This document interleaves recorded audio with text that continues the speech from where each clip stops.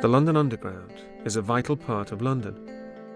Every day, over 3 million people make their way into the underground tunnels and passageways without a second thought.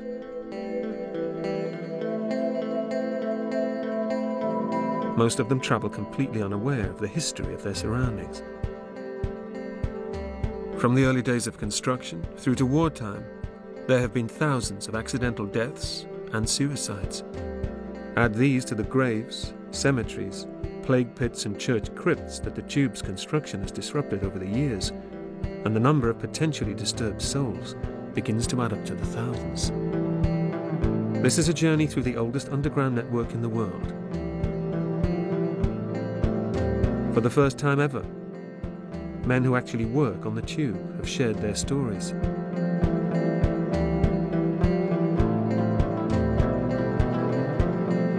These previously untold experiences will reveal just how haunted the tube really is. You could hear the doors 1, 2, 3, clunk, click. I know that I did see this image of a woman. And all I could do was just sit and look. It's a little unnerving. To this day, I can't forget it.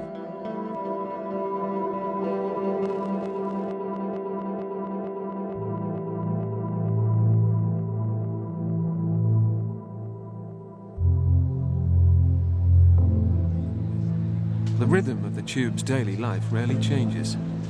Before the tube shuts for the night, commuters make their way home in various states, all desperately trying to make sure they catch the last train. Because if it left without them, they would experience a very different place than the one they're used to. The crowds would be gone, replaced by silent, empty and lonely stations and passageways. 24 hours a day, the CCTV from every station in London is monitored by a line controller based in a separate location.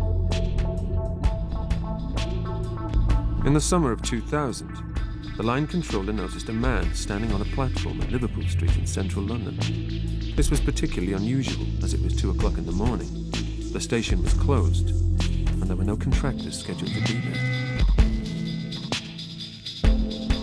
On shift that night was Steve Coates, a station supervisor with 23 years of experience. The line controller rang Steve and asked him to investigate. I asked him if he'd like me to go and have a look.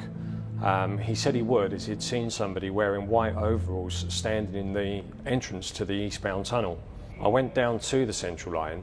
I couldn't see anybody as I approached the eastbound tunnel. There was nobody there. I looked into the tunnel, I looked all around. There was nobody present. I walked through to the bottom of the escalators and used the telephone to call the line controller, and I explained to him that I'd carried out an investigation. I'd looked through into the tunnel. I couldn't see anybody there. He said, "But this guy was next to you. How could you not see him?" So I said, "Okay, I'll go back and have another look." So I walked through, I looked all around there. Again, I saw nobody. I came back to the telephone, called the line controller and said, "There honestly is nobody here. I've looked around." And he said, "But I'm telling you, I can see you on my CCTV. You were standing right next to him." I said, "Are you sure it's not just a blip on your CCTV?"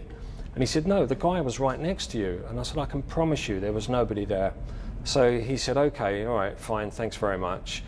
As I turned and walked back onto the eastbound platform, to my left there was a bench, and on that bench was a white pair of paper overalls. At the time, it made a chill go down my spine. Had anybody walked out of the tunnel while I was on the telephone, I would have seen them. They would have passed the area that I was in. And I certainly did not see anybody wearing white overalls or see anybody placing any overalls on that bench.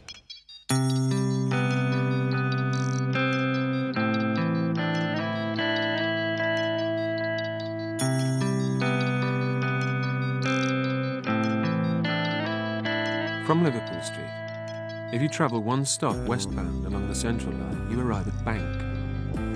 It's one of the oldest stations on the network and is situated in the heart of London's financial district. Andy Harkness worked for London Underground for 35 years. In 1982, he was working the night shift at Bank. The last train had left, and he'd just begun locking up the station. I then went down the other lifts, 4, 3, 2, 1. I had a look in number 1, although we hadn't even used the lift. And bearing in mind, these are the old lifts with the old wooden heavy doors. So I looked in the lift, nobody in there, it was clean, shut it down. As I walk across, about 6 foot away from the number 1 lift, there was a knock, knock, knock, knock on the door. And I thought, nah, that's not true, because I've just looked in there, there's nobody there, there's nobody else in there with me, there was no wind, you know, occasionally you could hear these doors rattle, but it wasn't, it was a definite knock, knock, knock. So I thought, nah, this is not happening, so I carried on, ignore it, you know, go away, I'm saying to myself.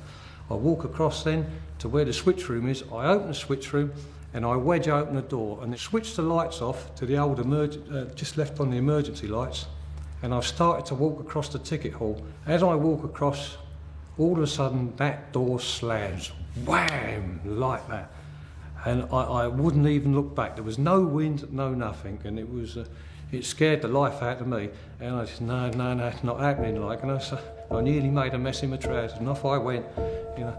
And that was the last time I was working on that side of the station, and I was glad I never went back.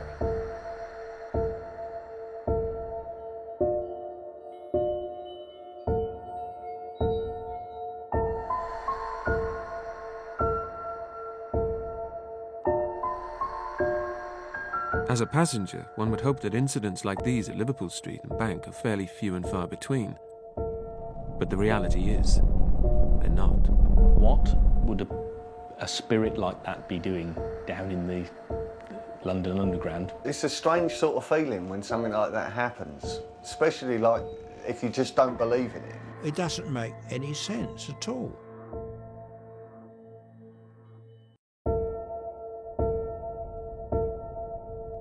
Although 1 billion passengers pass through the 253 stations of the London Underground each year, there are still places where passengers never go.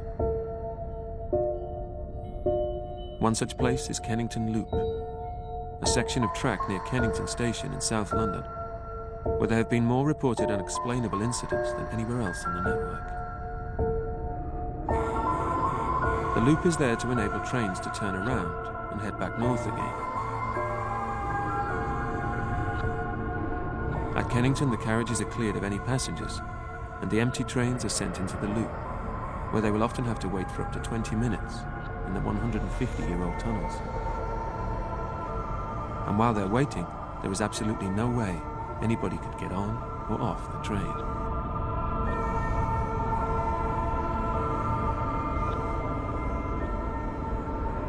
Larry de Larrabiti and Bob Can both worked on the Northern Line. Bob was a driver, and Larry was a guard. Together they have nearly 50 years of experience on the tube, and they both have extensive experience of travelling through Kennington Loop. 25 years ago, I was a guard on the Northern Line. One day, we were contacted by the line controller, and he asked us, because of an incident further up the line, to divert to Kennington Loop. We detrain passengers at Kennington on the southbound, and then we move off and wait in the loop for the signal to come northbound, which normally, that particular night, it was sort of 10 minutes. We were there for quite a while, about 5 minutes or so, which seems quite a long time when you're held there with nothing moving, when I heard the interconnecting car doors going. Now this is a unique, distinctive sound. The clunk click of the doors is unlike any other on the Underground. I heard the slamming of our communicating doors, which are the doors in the middle of the train. You could hear the doors 1, 2, 3, clunk click, again car 5, 6, 7. It got closer and closer, and I thought, well, this is strange. And so I stood up to look into the next car to expect to see my driver there, but nobody was there. And we actually searched the train through all the communicating doors. Half the doors were open, but nobody there. You just think, how strange. It happened a few times, apparently. The story goes that some passenger was killed in the loop. A man was killed at Kennington trying to board the train in between the cars, and as a result was apparently dragged into the sidings and was killed.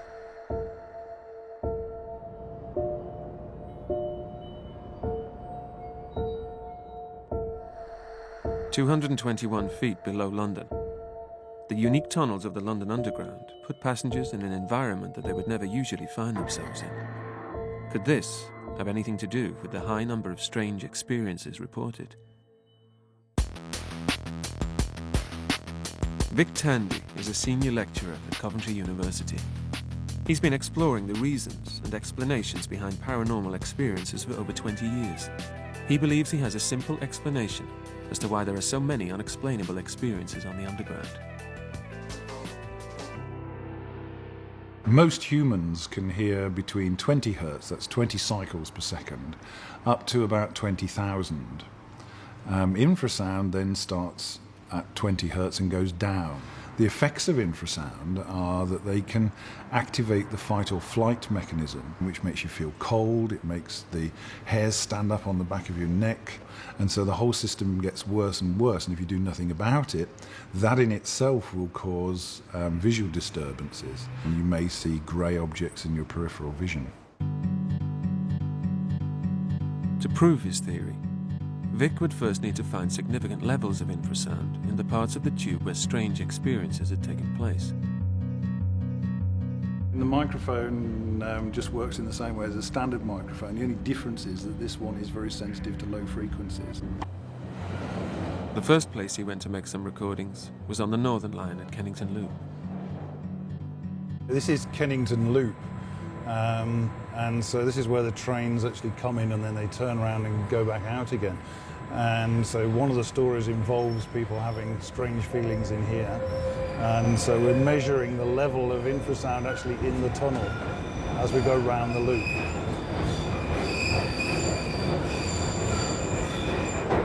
There's actually quite high levels of infrasound showing on the trace. I want to actually stop it and analyse it and get a closer look.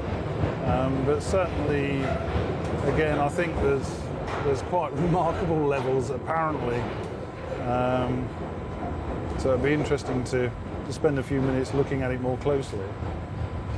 Certainly at the point at which the train was stationary, for some reason, the level of infrasound became quite high. So we were talking about 90 decibels. In fact, at one point I've measured 95 decibels. Now, if that was audible sound, that would be a disco which would be just about as loud as you could possibly stand it. You would come away from that with your ears ringing. Clearly it's not going to cause doors to bang and that sort of thing, but it might just be responsible for feelings of unease, which then other events might be more likely to sort of give a paranormal feel to.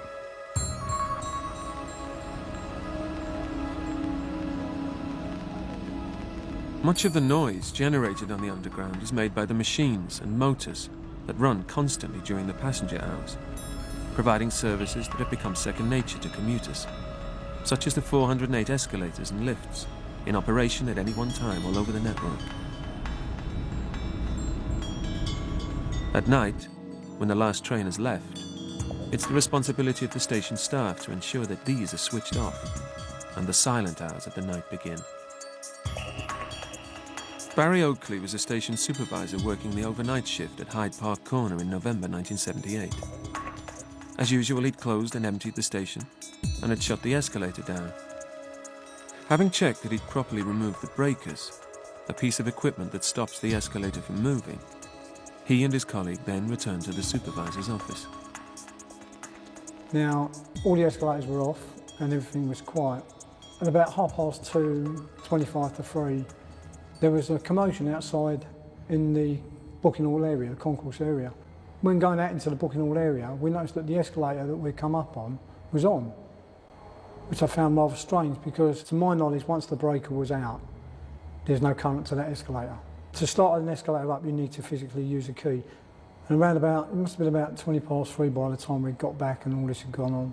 And while I was making this tour, I had this terrible sensation that, in the back of the neck, that something was watching me, or something was, there, that I couldn't describe. And the room was really cold by now. It was just like, you could see your breath through the coldness.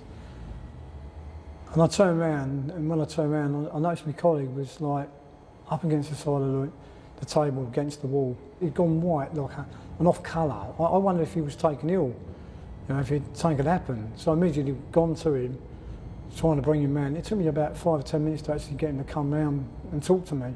He said, "Did you see the face?" He reckoned someone's head had come through there and looked at the pair of us. Not long after that, he then decided he was going home, he wasn't going to stay.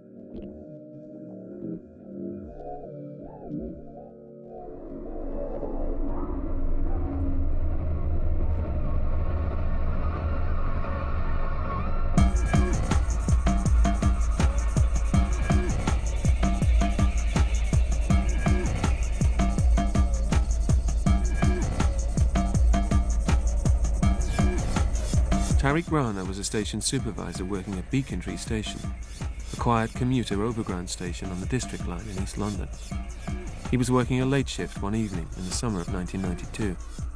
He was about to go home and was finishing off some paperwork. In the office at Beacon Tree Station, we had a door that led onto the National Railways platform. While I was doing my work, I heard that door rattle. I thought nothing of it at the time because the trains normally pass on that side. After a couple of minutes, I heard the door rattle again. So I thought, well, I heard it rattle the first time, so there must be a train coming. And then after another couple of minutes, I heard it rattle again. And then I thought to myself, well, it's now rattled 3 times. The train, if there was one, should be coming. I got very uncomfortable with that, so I had another member of staff upstairs, so I thought I'll go upstairs and I'll chat with him. I walked on the platform, got to the staircase, but I just had this strong feeling that there was somebody walking behind me. And then basically at that point I turned around and I saw an image of a woman. She had long blonde hair, probably about halfway down to her back, and she had no face. It was just like a blank where the features would be. And the funny thing is, every time I tell this story, I always get goose pimples, and I've really got them now as well because I know that I did see this image of a woman. Anyway, by that time, I've approached my member of staff, and I remember his exact words. He said to me, "You look as if you've seen a ghost," and I said to him, I think I have." And then he says to me, "Oh, is it a woman in a white dress?" I said, "Yeah, how do you know?" And he goes, "Oh, I've seen her as well."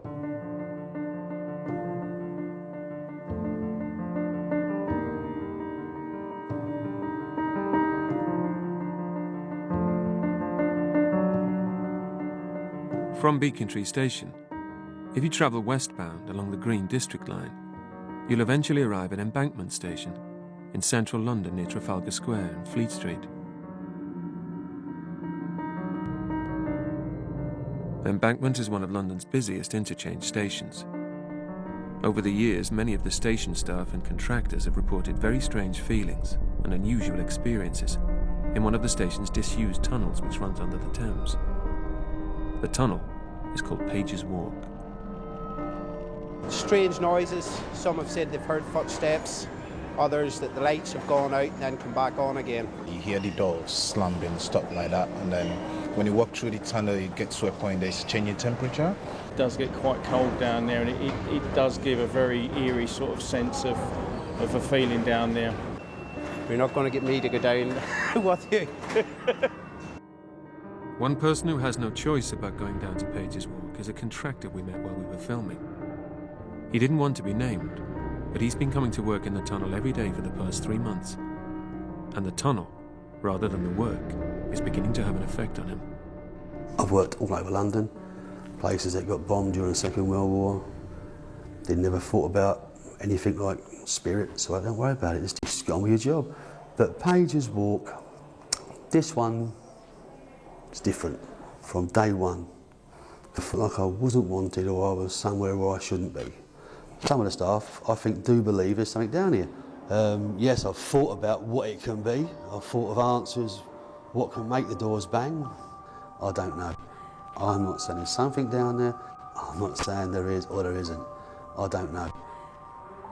I don't want that job. Down the bottom. We took Vic to Page's Walk to see if he could measure any infrasound and whether it would offer any explanation to the number of strange experiences.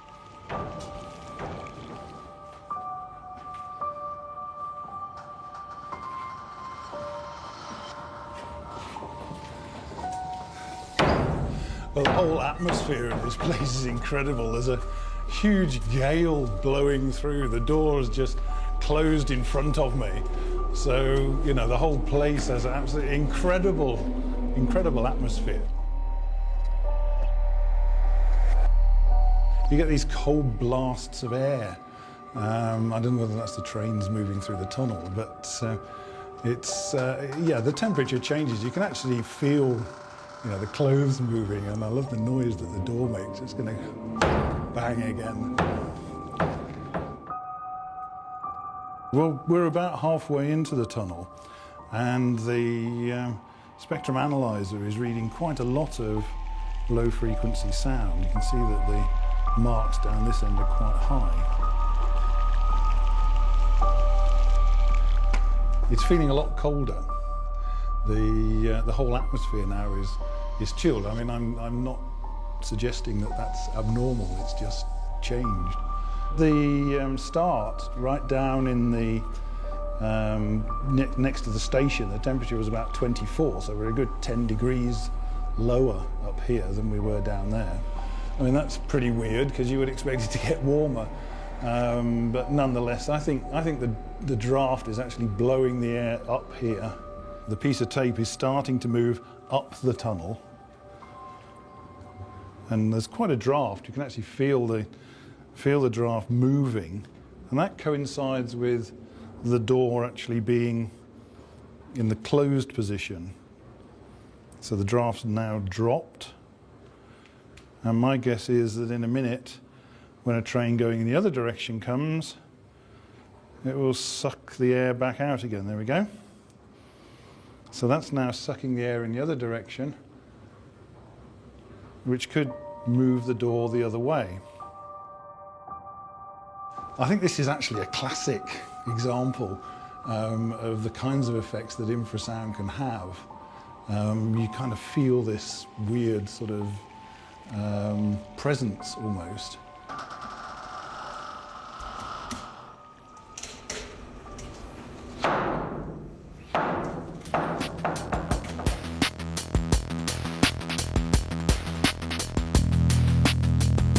It's clear that the high levels of infrasound on the tube are responsible for some of the strange experiences. However, some experiences are not as easily explained.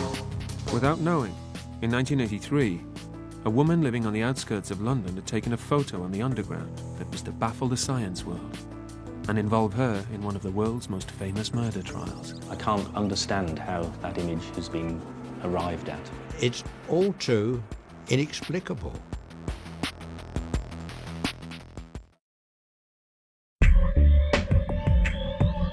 The tunnels, stations and trains of the London Underground are home to unexplainable experiences each year. Usually reported by the staff who work in shifts and man every station 24 hours a day, 7 days a week. However, sometimes it's members of the public who find themselves witnesses to unexplainable events. Millions of photos are taken of the underground each year, most standing up in a holiday album somewhere. But the occasional photo ends up in the hands of someone altogether more unusual.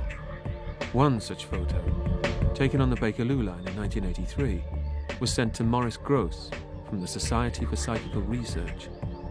Over the years, Maurice has examined and unravelled hundreds of unexplainable photos.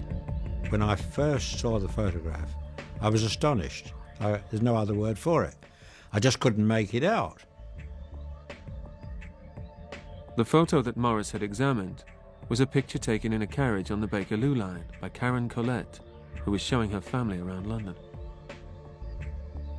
My nephew wanted me to take a picture of the underground, to have the brown framework, of the train. So I proceeded to take the picture and didn't think anything else of it till some months later when I had the pictures developed.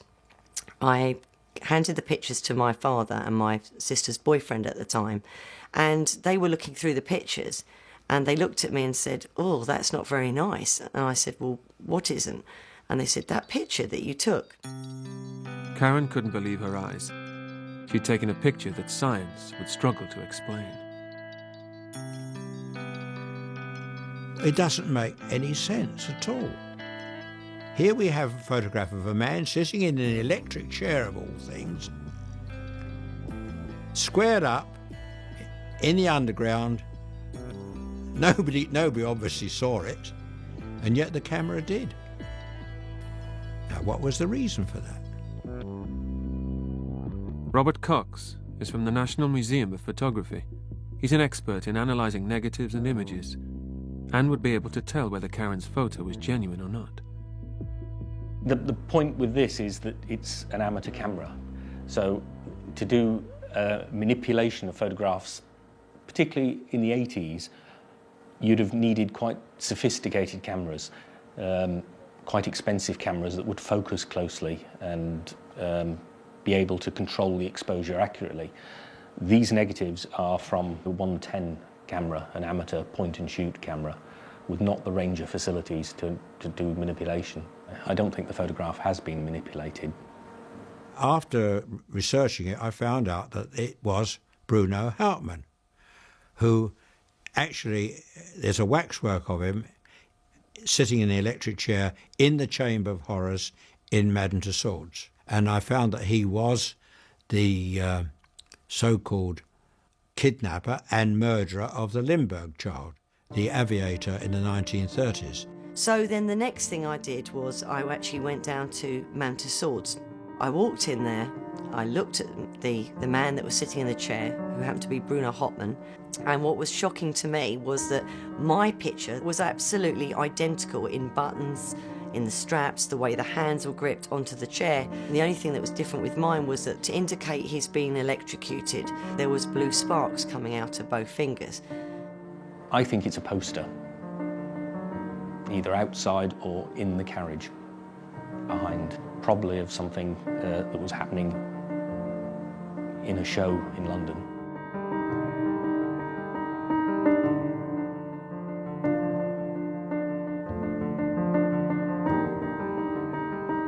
A friend of mine whose mum had passed away asked me to go along to see a medium, and I sat outside while she went in and spoke to the medium.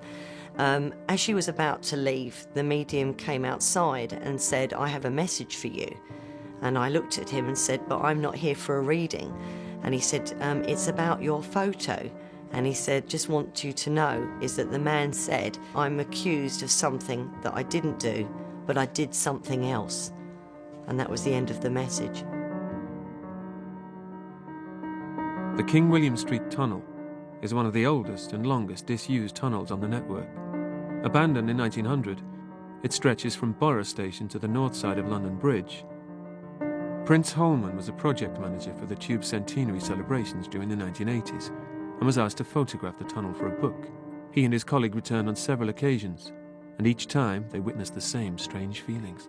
We did a lot of experiments to get it right, and when we took the final set of photographs, there was an image of somebody standing in the sump. It was slightly translucent. Nothing was right about it. There was nobody who could have been there at the time. And I have this slide, and the slide just has written on it, "The Ghost," which is what we called it. Never thought anything about it. It's just been filed away for years. Went to pull it out, and the transparency is not there. I just checked to see if it had been misfiled, and looked through some early images of shots we'd taken down there, and surprisingly there is another photograph of the ghost in almost exactly the same position that was taken a couple of years earlier that I didn't even know about until today.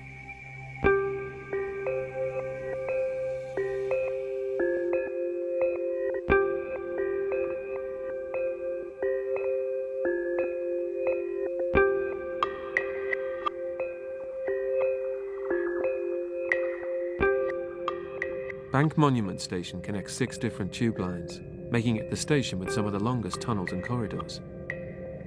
Cliff Archibald was checking the CCTV monitors in his office after he'd emptied and closed the station. At 2 o'clock in the morning, he noticed something strange. I noted what appeared to be a little old lady standing in a long corridor at a dogleg junction. So I collected a station radio so I could maintain contact with my colleague and made my way through the station. As I reached the same level that she was standing on, she looked up, looked straight at me, looked down again, turned and started walking away. I actually started running down the corridor in order to catch her. By the time I got to the dog leg, she'd disappeared, which I immediately thought strange, as I knew I'd covered that ground an awful lot quicker than she could have walked from the dog leg to the stairs. I went down to the spiral staircases. Both sets of gates were still closed and padlocked. She was nowhere to be seen. Now, I don't believe in ghosts or spirits or anything else like that, so I wasn't going to accept the fact that something pretty spooky was going on. So I called to my colleague in the operations room to check the CCTV cameras to find out where she could have disappeared to. He checked over 100 cameras and there was no one to be seen.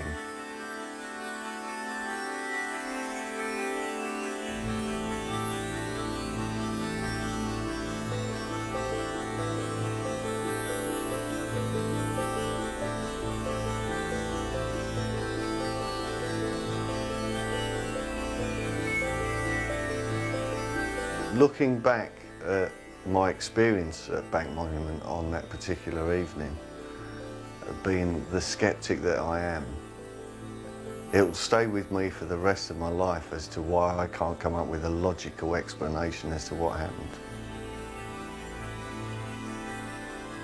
There are thousands of staff who work behind the scenes of the underground, keeping the network moving, clean and maintained.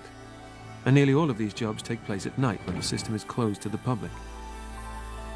Some jobs are more unusual than others, such as the fluffers, who collect human hair from the tunnels, blown in from people waiting on the platforms.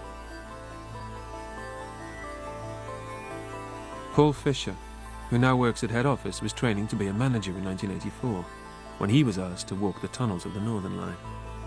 Part of his training was to understand the procedures for all of the different tasks at first hand. And one such job Paul was required to experience was track walking, a job that involves walking on your own along the tunnels between stations after the trains have stopped, with just a torch for light. During the walk, I think I was between Oval and Stockwell stations, I came across this clearing, bigger piece of tunnel, and there was a guy working there. And what struck me was that he had one of these old oil-type, gassy tilly lamps, he used to call them. And I remember thinking that I'm sure these have been done away with. Safety reasons, I guess, and everybody had battery torches nowadays. So I said to this guy, I mean, he looked old to me then, he's probably my age now. I said, I'm surprised you got one of those old lamps. And I forget what he said exactly, but something along the lines of he liked it better than the battery job, so I never thought much about it. I asked him, what is this place, this clearing? He said, oh, this is South Island Places. And I forget what he explained, what he did. And that was it, really. A quick chat, and I continued walking down the tunnel to the next station, which was Stockwell, and that was where the end of my track walk was. So I phoned this chap up, told him my name, said I've just done a walk from here to there. And I was now clear of the track. He said, fine, okay. And just by chance, I asked him what the other guy was doing up South Island Place. I thought I'd drop that in, be a bit clever, you know. And he said, what other guy? Well, I just spoke to a guy up at South Island Place, he called it. He said, I haven't got anybody booked in my logs tonight to be working there. I said, well, there is somebody working there. Just spoke to him. If you're sure that you saw somebody down there, we certainly don't have anybody booked in for that piece of track. We'll have to search the tunnel. So as the tunnel search had to go ahead. So I've gone back into the tunnel and he's come the other way. And after about 20 minutes, we met in the middle. And this old fellow with the lamp is nowhere to be seen. It's a little unnerving because it didn't kind of make sense. And the search had taken a long time. And as a result of that, the first trains had to be held up, which is not a popular thing to do. And I remember the worst part about it was that my trainer was now interviewing me in kind of a semi-disciplinary sense, because I'd delayed the trains and he wanted to know why. So I told him this story. And I remember he gave me a very old-fashioned look. He said, you know about South Island Place and the ghost stories, do you? So I said, no, and I'm sure he didn't believe me. And this was getting worse by the minute. And he said that there was a myth about some old guy had been hit by a train and killed. donkeys years ago, I've no idea when, and there was supposed to be a ghost down there. So he gave me a very sideways look, and I'm sure he thought I was winding him up. So I've kept stum ever since.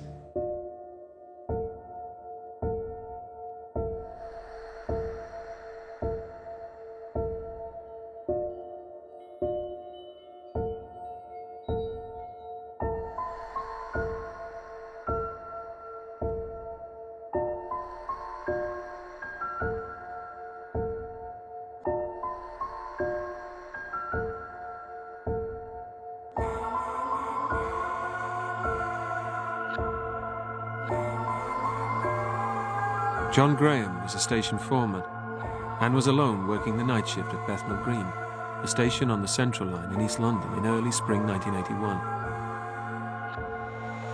As normal, up to the last train, everything, staff went home and everything, and I just secured the station and just went back to the office and started doing some paperwork because all the staff had gone home. Put some of the station lights off. And all of a sudden, I was just sitting there and heard a sound of children crying at first. And I dismissed it as a nothing, really. And then all of a sudden, it seemed to get sort of loud. And then all of a sudden, there was voices of women and people screaming and loud noises, a combination of everything. It built up to quite a frightening situation, really. It seemed to go on for about 10 or 15 minutes. And it was just like as people were panicking, to the point I left the office and I went up to the top of the booking hall and remained, majority of the time I was frightened to go back to the office because of the noise down there. It was quite frightening, actually. Well, I even when I go through Bethnal Green to this day, I can't forget it, you know. It's frightening, really, actually.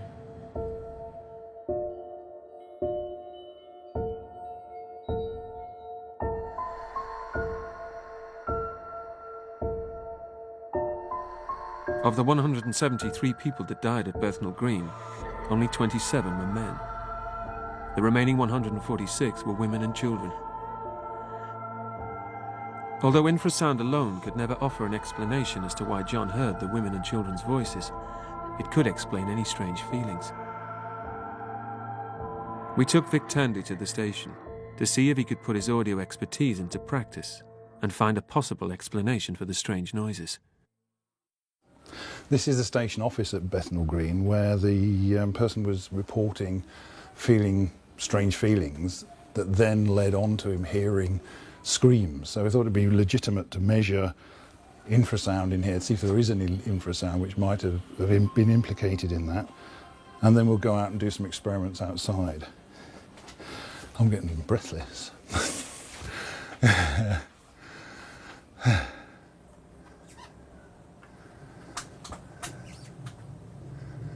Yeah, I don't know why I'm getting breathless. Is it very high in here? Hang on. It's about 80 dB. After testing for infrasound in the Bethnal Green office, Vic made a recording of the ticket hall. He electronically simulated the frequencies of a female scream from outside the station's 3 entrances and recorded them to see if the sound would behave in an unusual way. The blue represents a frequency which is equivalent to a female scream, and you can see that it stands out quite clearly. So it is quite possible for all people to hear sounds from outside the station within the ticket office itself. It may be that in this particular case, the infrasound might lay down the sort of context. It might make the person feel a bit uneasy to begin with. And the test that we did show that sounds from outside the ticket hall could sound inside the ticket hall. We can't obviously say for sure, but at least we know that sounds from outside can sound as though they're coming from the ticket hall itself.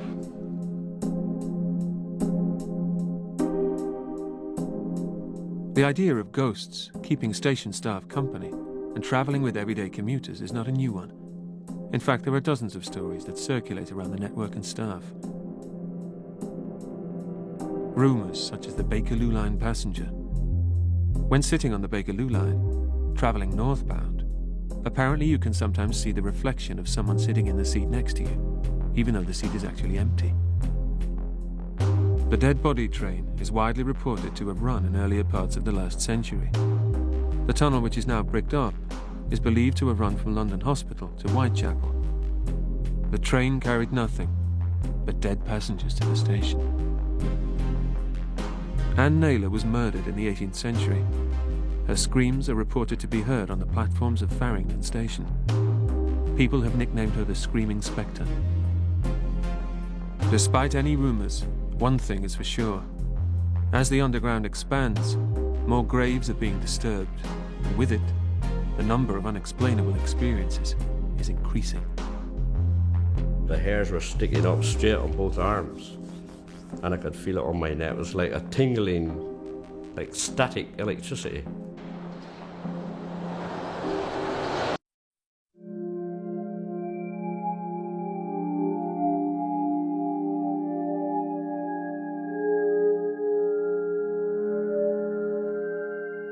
The Jubilee line is London Underground's newest line. However, the extension, from Westminster near the Houses of Parliament to Stratford in East London, dug its way through the grounds of several monasteries, forcing the relocation of 683 exhumed graves. It's reported that sightings of monks have increased in this part of the network ever since. Just like every other line, the entire 45 miles of the Jubilee line is checked each night on foot by track-walking patrolmen, walking the lengths of the tunnels on their own.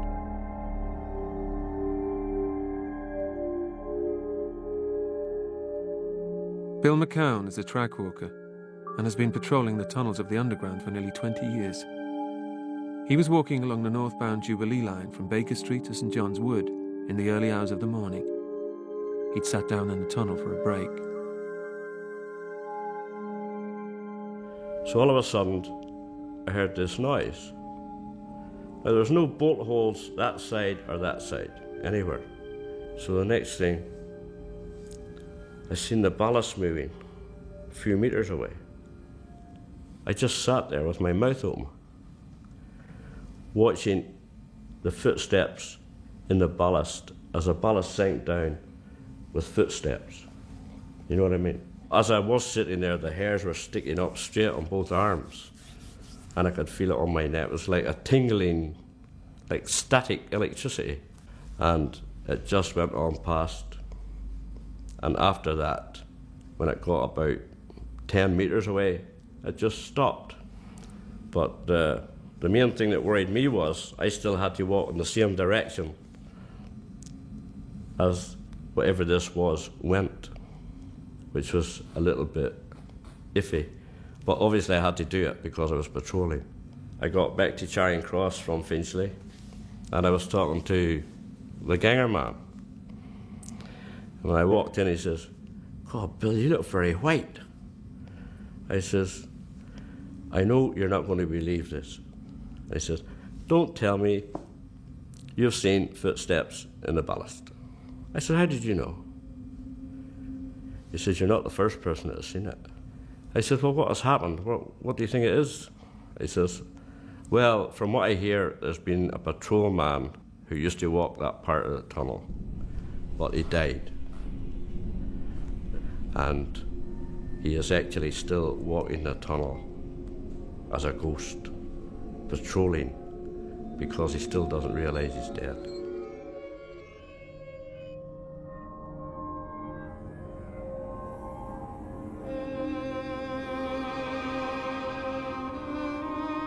Reports of ghosts on the underground are apparently becoming more frequent. However, some stories still remain more famous than others. The Covent Garden ghost is probably the most famous of all. But as the station gets busier and busier, he gets seen less and less. It seems that he has the same reaction to crowds as the rest of us. The last reported sighting of the ghost was in 1972. Christopher Joseph Clifford was a young lift operator at the station, which at the time was used mainly by nearby market traders. Christopher had emptied the lift after the last train and had been closing up the station for the night. Then I went down and I put my TV on. Not my TV, my radio, you know, the portable radio. And then, and then I don't know how long it was, could be 5 minutes or something, and something made me turn around. And there's this tall geezer was standing there. 6'4", 6'3". He's always taller than me, put it that way. And he was dressed in old-fashioned clothes. He must have what you call type of a waistcoat, you know what I mean? Because his coat was up like that, see? Because he's got a waistcoat, and he had a tall hat on him. So I said, OK, sorry, I locked you in. I thought he must have walking up all those stairs, you know how many stairs was there? So I reached over to get my keys, and then now, when I turned back, he was gone. I says, where did he go? I says, he's gone downstairs. I went down and I looked on both platforms, in case he was standing there looking for a train. No sign. Somebody showed me a photograph that was taken. He said they looked like him. I says, a spitting image. I says, where'd you get that from? But the bloke's been dead. Years and years, 100 years or more.